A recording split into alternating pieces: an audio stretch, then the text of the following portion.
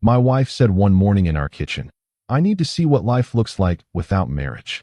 I didn't debate the idea. I sold my share of the company, relocated for a leadership role, and eventually she learned absence changes familiar people.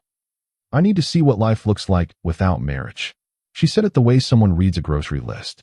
Calm, unbothered, like she'd already rehearsed it 100 times before breakfast. I was standing at the counter, coffee in one hand, jacket halfway on, completely unprepared for those 11 words to rearrange everything I thought I understood about my life. I didn't say anything for a few seconds. Not because I was broken, not because I was scrambling for the right response. I just wanted to make sure I actually heard what I thought I heard. And I had. The kitchen felt smaller suddenly. The morning light coming through the window seemed too bright, too sharp, like it was deliberately exposing something neither of us wanted to look at directly. I set the coffee mug down. I looked at her, and she looked back at me with an expression I can only describe as tired. Not angry, not cruel. Just exhausted in that specific way people get when they've been carrying a thought for so long it stops feeling heavy and starts feeling like furniture. Hey viewers, before we move on to the video, please make sure to subscribe to the channel and hit the like button if you want to see more stories like this. She was 34. I was 36. We had been married for 6 years, together for 9. And somewhere in the middle of what I had believed was a reasonably good life, my wife had decided she wanted to try the door that said, "Without you" on it. I didn't cry. I didn't raise my voice. I didn't ask her who he was, because at that point, I wasn't even sure that was the right question. I asked her one thing. Just one. "How long have you been feeling this?" She looked at the table. "A while," she said. That was it. A while. 2 words. And somehow those 2 words told me more than an entire conversation could have. Because a while doesn't mean a bad week. A while doesn't mean a rough patch or a hard season. A while means she had been standing on one side of a door thinking about the other side for long enough that she'd stopped feeling guilty about it. I nodded. I picked up my coffee again. I finished getting ready for work. And when I left that morning, I drove to the office on autopilot, parked in my usual spot, and sat in the car for 22 minutes before I could make myself go inside. To understand why I made the decisions I made over the next several months, you need a little bit of the background. Not all of it. Just enough. I had built a mid-sized consulting firm with my business partner Victor over a period of about 8 years. We worked in operations strategy, helping companies restructure, streamline, occasionally survive. It was good work. Honest work. And the company had grown into something I was proud of. 43 employees, solid client relationships, a reputation that had taken years to earn. Claire had never worked in the business directly, but she had been there for all of it. The late nights, the failed pitches, the 2 years where we almost lost everything and had to choose between the mortgage and payroll. She had held the household together during those years. I gave her credit for that. I still do. But somewhere along the way, something had shifted. Not dramatically. Not with a single event I could point to and say, "There, that was the moment." It had been gradual, like a tide pulling back so slowly you don't notice the shore getting bigger until one day you look up and there's nothing but dry sand where water used to be. I didn't bring it up that evening, or the next one. I needed to think, not react. Because here is something I've learned the hard way about moments of serious emotional impact. Your first response is almost never your truest one. Your first response is just survival instinct wearing the costume of a decision. So I waited. I gave myself a week. I went to work, came home, cooked dinner on the nights it was my turn, slept in the same bed we had shared for 6 years, and I thought. I thought about every conversation over the past 2 years that I had dismissed as stress or distraction. I thought about the weekend she suggested we take a solo trip separately, her to visit her college friend, me to the coast with Owen, and how at the time I'd thought it was healthy. I thought about how she had stopped asking about the business, not in a resentful way, in the way people stop asking about things they've decided no longer belong in their future. I thought about the dinner 6 months ago where she had said, quietly, almost to herself, "I wonder what I would have done with my 20s if I'd been on my own." I had laughed a little, said something about how we'd never know. She hadn't laughed back. I thought about all of it. And by the end of that week, I had a clarity that was cold and clean and completely without drama. She wasn't confused. She wasn't going through a phase. She had made a decision and was waiting for me to either fight her on it or release her from the obligation of asking me again. I wasn't going to fight her. What I did next surprised everyone who knew me, including Victor. I went to him on a Friday and told him I wanted to sell my share of the company. He stared at me like I'd just told him I was joining a circus. What? He said. I've had an offer on the table for 2 years, I said.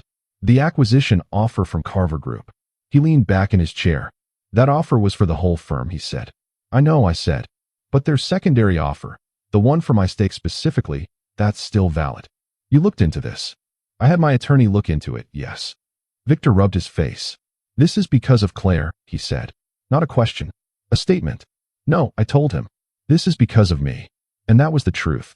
Because the moment she said those words in the kitchen, I had felt something unexpected underneath the shock. Something that felt almost like permission.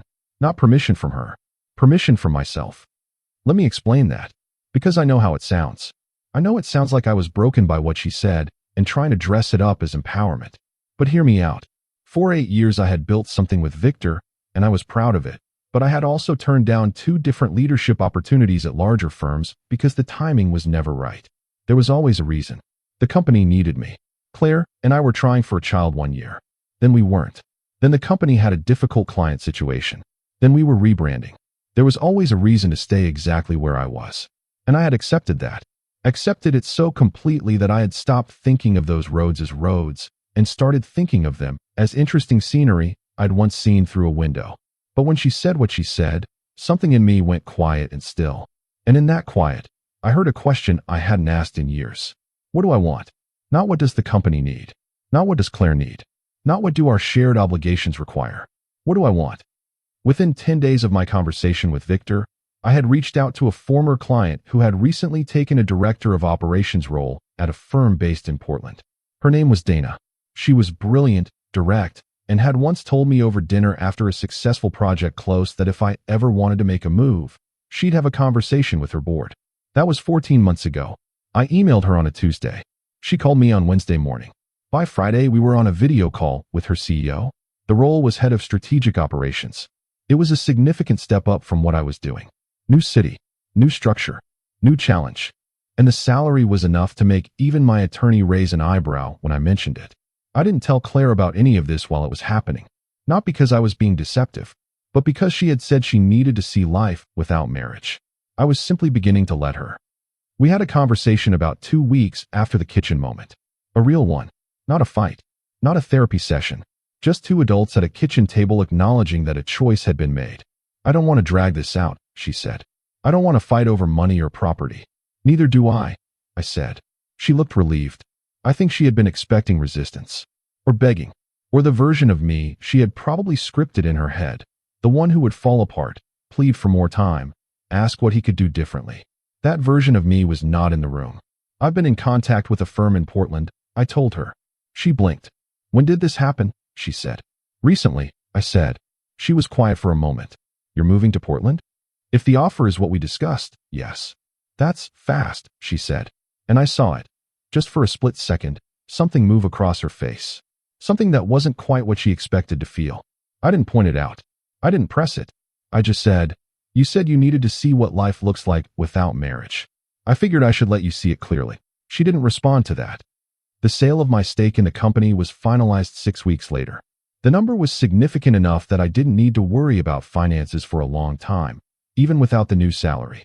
I put the house on the market. It was in both our names, and we split that cleanly too. No drama. No lawyers screaming at each other. No vindictive games over furniture. We were both surprisingly adult about it. Or maybe we were both just exhausted in different ways. She was exhausted from carrying a decision she hadn't voiced. I was exhausted from a version of life I had kept choosing by not choosing anything at all. We shook hands at the end of the property signing. Which sounds bizarre. Shaking hands with the woman you married. But it felt right. More right than a hug would have. More honest than pretending the warmth was still there. She looked at me for a moment after. You're really okay? She said. Not a question this time. More like she was testing the sentence on her tongue to see how it tasted. I'm working on it, I said. And that was the truth too. Portland in October is its own particular kind of thing. Gray skies and coffee shops and people in good rain jackets who don't apologize for walking fast. I liked it immediately.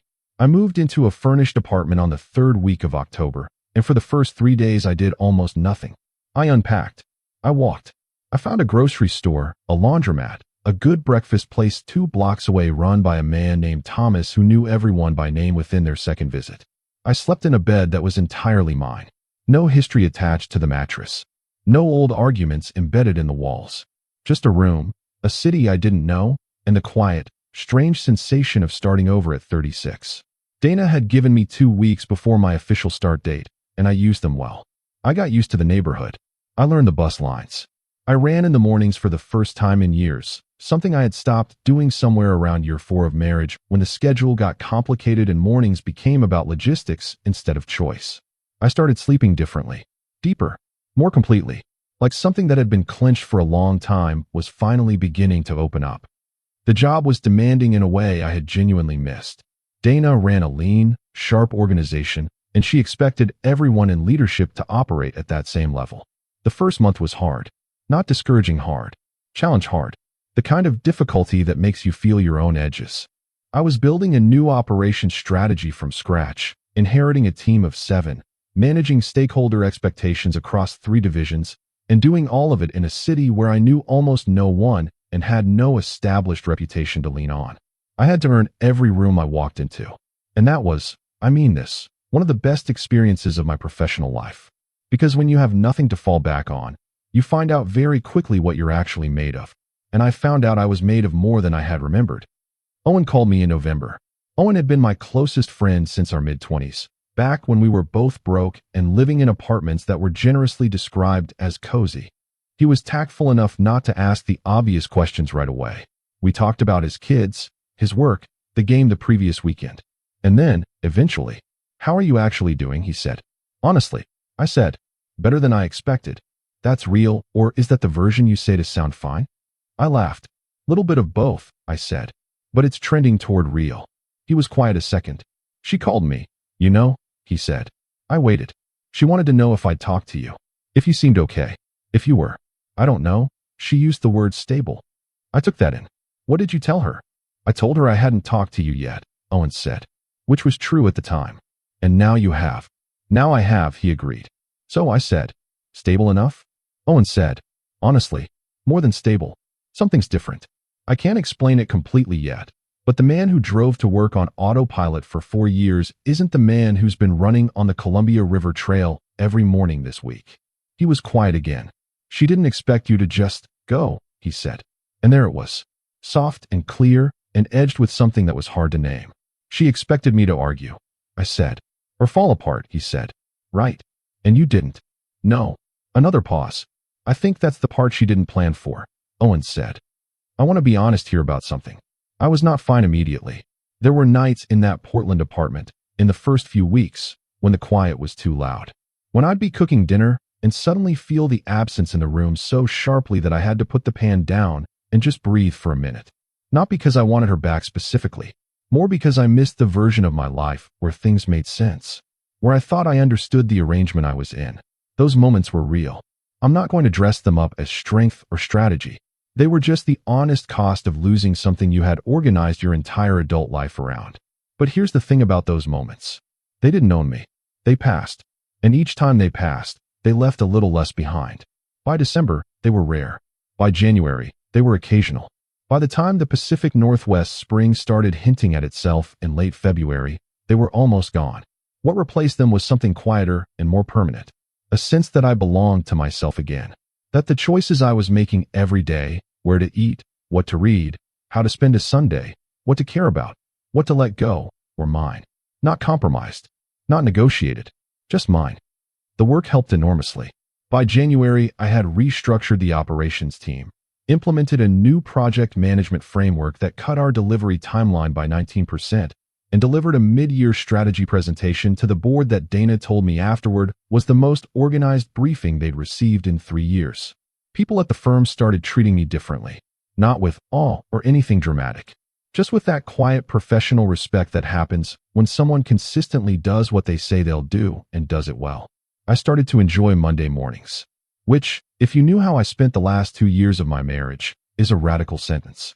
I started mentoring a younger analyst on the team, a woman named Priya who reminded me of myself at 27, sharp and ambitious and slightly terrified of her own potential. I started attending a Thursday evening lecture series at a university nearby, just because I wanted to. Not for networking, not for career development, just because I was curious and I had time, and there was nobody waiting at home who needed dinner at a specific hour. Small freedoms. But they accumulate, and they change you in ways that are invisible until suddenly they aren't. Claire reached out in February. A text first. Hey, hope Portland is treating you well. I read it 3 times.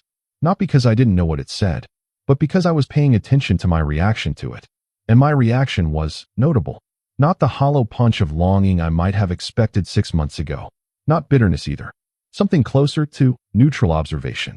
Like seeing a familiar building on a street you no longer live on. Recognizable. Not threatening. Just part of a landscape you'd moved through. I replied simply, "It is. Hope things are good with you." She replied an hour later. "Things are interesting. We should catch up sometime." Interesting is a word people use when they don't want to say the true word. I filed that away. I said, "Sure, whenever works." She said, "I'll reach out." She didn't. Not for another 3 weeks. In March, she called. An actual phone call, which felt different from a text. More deliberate. I answered. "Hey," she said. Her voice was the same. Of course it was. But something in the way she used it had shifted.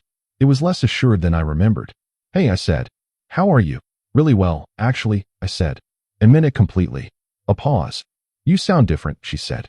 "Do I?" "Yeah. Lighter, maybe." I didn't respond to that. She cleared her throat. "I wanted to see how you were really doing. Not the text version. The actual version." "The actual version is good," I said. "I like what I'm doing. I like the city. I'm running again. Work is strong. I feel like myself." Another pause, longer this time. "That's really good," she said. But the way she said it had a texture to it that I recognized from 9 years of knowing her. It was the tone she used when something didn't land the way she wanted. "Is something going on with you?" I asked. Not to be kind. Not to open a door. Just because it was the natural question. "I don't know," she said. "I thought I'd feel more free by now.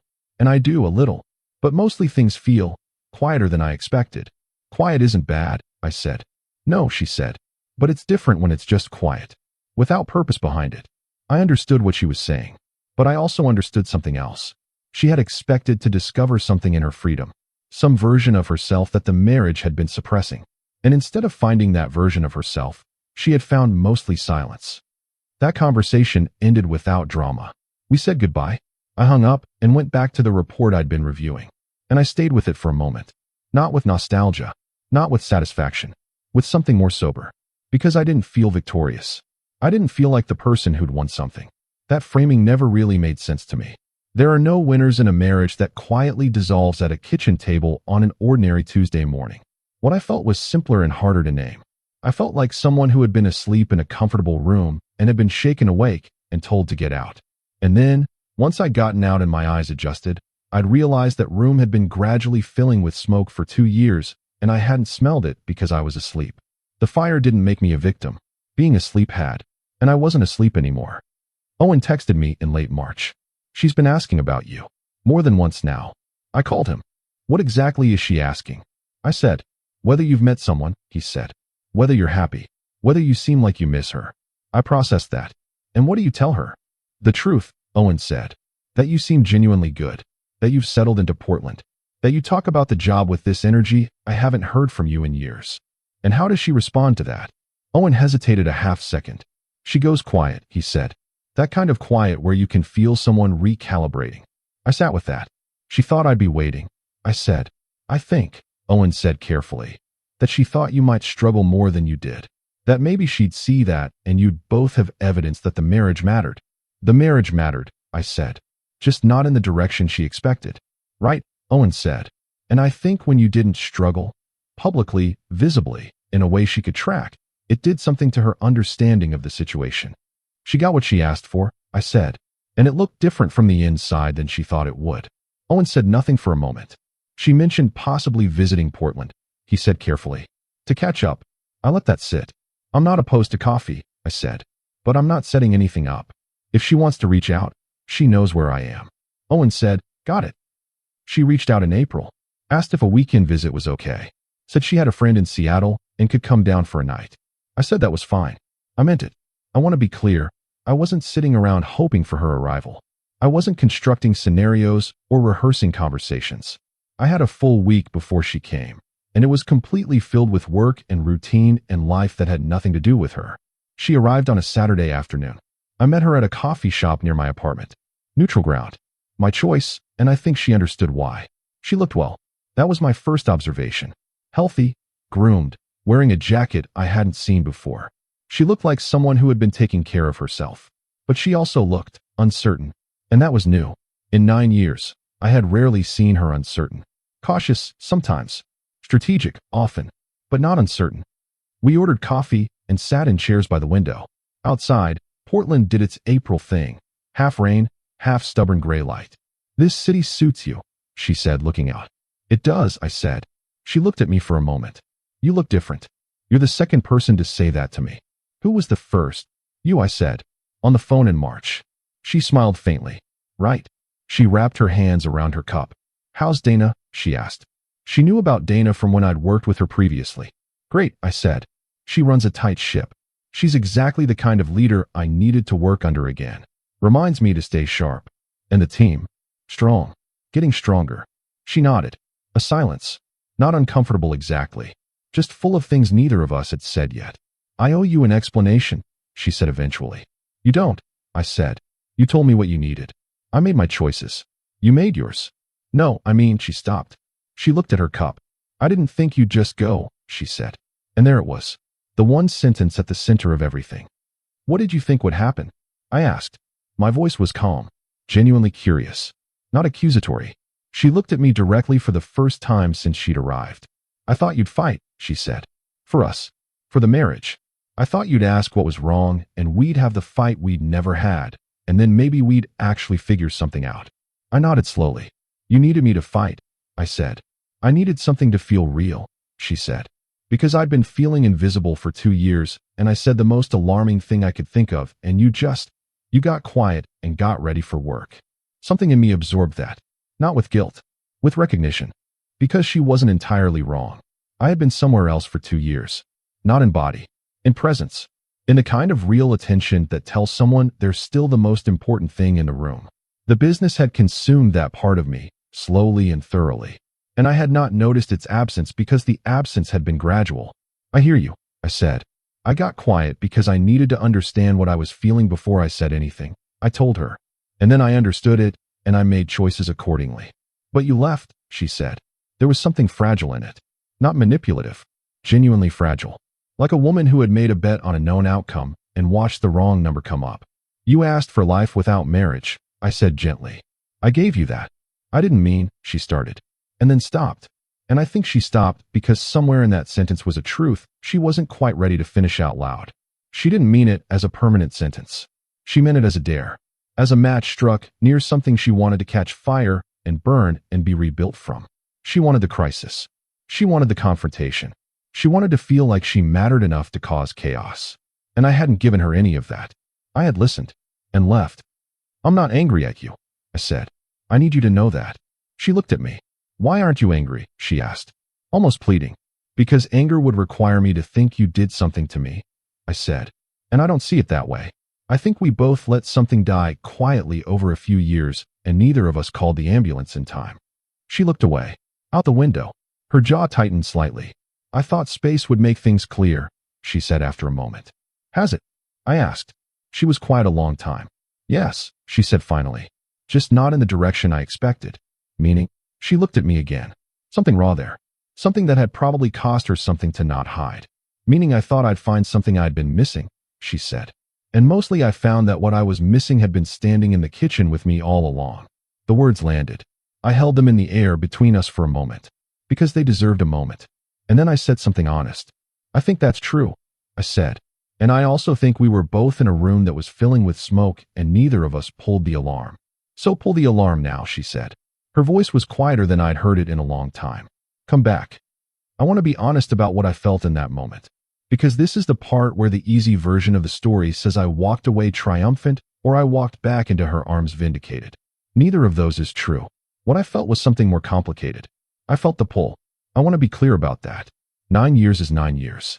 There is no sane person on earth who sits across from someone they love that long and feels absolutely nothing when they say come back in that voice. I felt it. I let myself feel it. And then I let it be what it was, real and present, and also not sufficient on its own. Because here is the thing about absence and the way it changes people.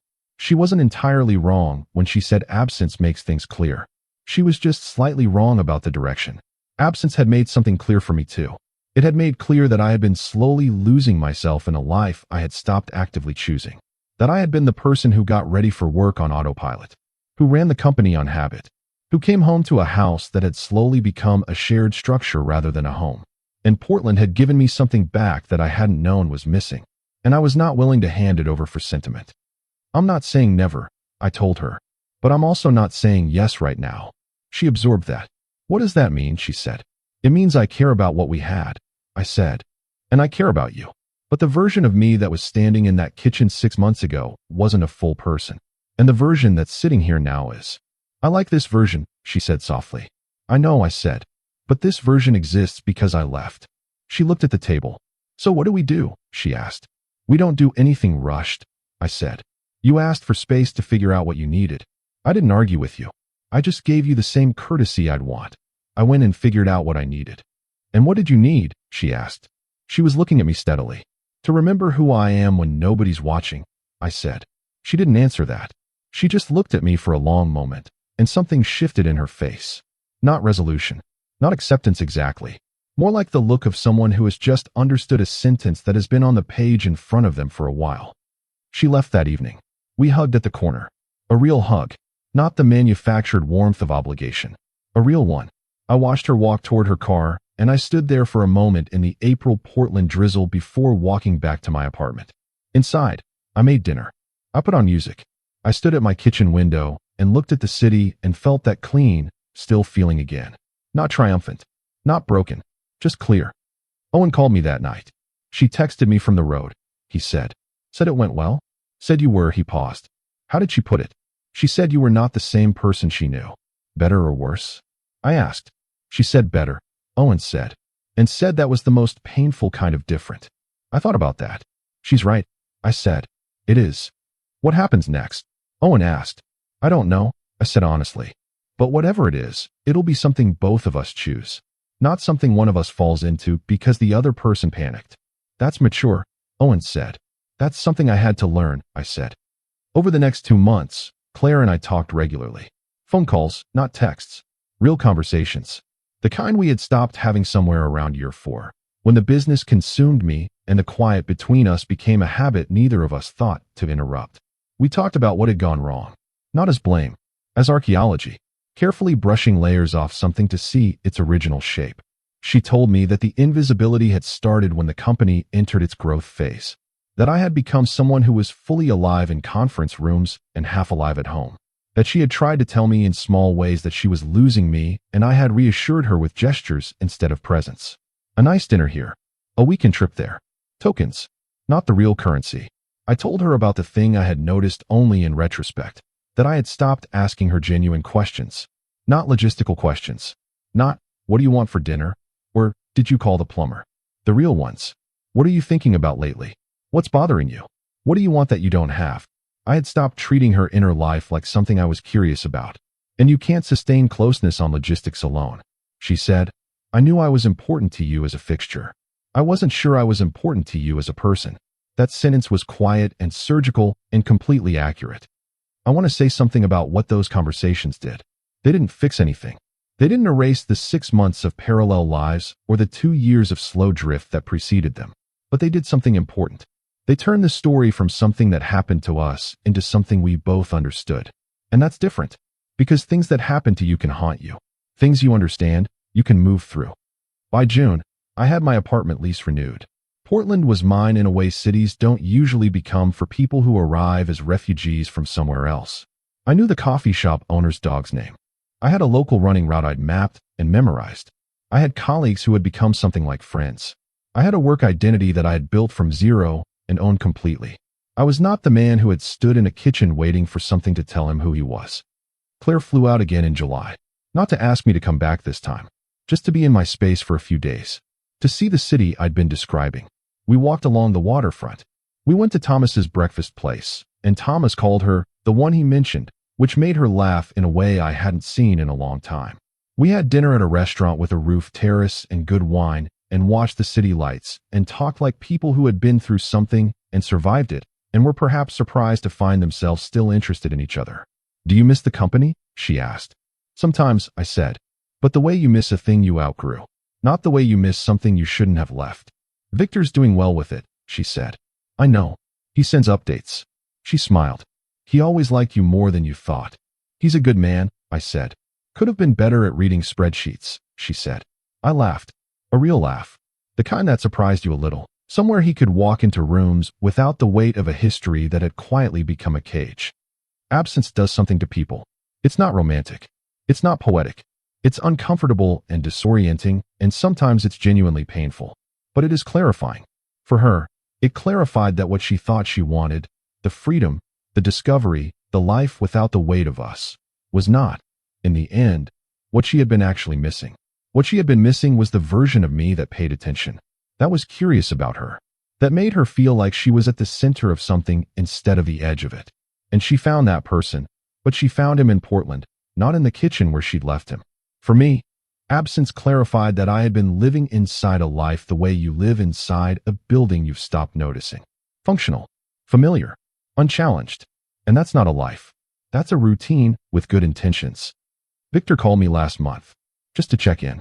We talked about the business, the new direction under the Carver acquisition, a mutual client we'd shared once upon a time. At the end he said, "For what it's worth, you sound like the person I met when we started the company." "Before the paperwork and the pressure," I said. "Yeah," he said, "before all of that." I appreciated that, not because I needed the validation, but because it was a landmark, a way of measuring how far the road had actually gone. I run every morning. Still, the route changes depending on my mood, but it always ends near the water. There's a bridge I cross near the end of the run where, on clear days, you can see the mountain in the distance, just sitting there, enormous and permanent, completely unbothered by anything happening below it. I think about that on the hard mornings. The mornings when the coffee is slow and the emails are waiting and something from the old life surfaces unexpectedly. I think about that mountain, about the fact that some things don't move, not because they're stuck, because they don't need to. I don't have a lesson here that I'm trying to teach you. I'm not the authority on marriage or resilience or how to handle a person who says the thing that detonates everything. I just know what I did, and what it cost, and what it gave back. I gave up the company, the city, the house, 6 years of familiar life. And in exchange, I got the one thing I hadn't known I'd lost. Myself. Uncomplicated. Awake. Running toward water every morning in a city that doesn't know my history and doesn't need to. Just a man who chose his own life when someone else's doubt accidentally gave him permission to. That's the whole story. 11 words at a kitchen table, and everything that happened after someone decided not to argue with them.